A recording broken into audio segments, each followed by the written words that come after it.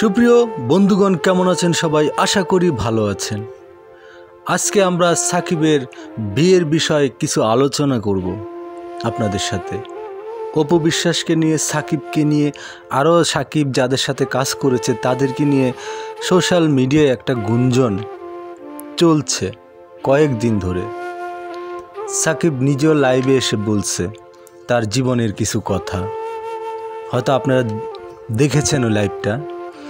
সাকিব বলেছে, আমার জীবনটা শুধু একান্তই আমাকেই বুঝতে হবে যে আমি কি করব কি করব না।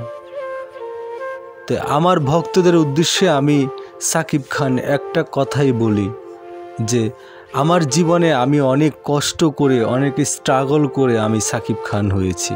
আপনারা আমাকে বানিয়েছেন।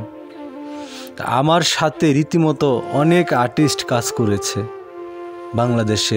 বাংলাদেশের বাহিরের রীতিমতো অনেকের সাথে আমি কাজ করেছি।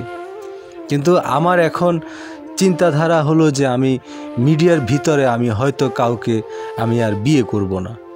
এটা হলো সাকিবের মনের কথা, যে আপনারা আমার কথা শুনে কেউ নিরাশ হবেন না। আমি এখন পর্যন্ত আপাতত আমার বিয়ে নিয়ে আমি কোনো চিন্তা করছি না, কারণ কেরিয়ার এখনও আমার অনেক দূর যেতে হবে, আরও ভালো ভালো কাজ আপনাদেরকে উপহার দিতে হবে। তারপরে বিয়ে যখন করব আপনাদেরকে অবশ্যই জানাবো, আপনারা জানতে পারবেন। আর এখন আমার ছেলে আছে, আমার ছেলেকে নিয়ে আমার সামনের দিনগুলো আমার এখন অনেক স্বপ্ন পড়ে আছে। বিয়ে তো চাইলেই করতে পারবো, কিন্তু আমার ছেলেটাকে মানুষের মতো মানুষ করার জন্য যা যা করা দরকার আমি তাই করব। এবার আমার বিভিন্ন গুঞ্জন মানুষ আমাকে নিয়ে বলে, বিভিন্ন ট্রোল করে, বিভিন্ন কিছু বলে, যে যাই বলুক আমি সাকিব খান, এটাই আমার বড় পরিচয়। আমার জীবনে আমি অনেক স্ট্রাগল করছি, অনেক কিছু দেখেছি, অনেক কিছু শুনেছি।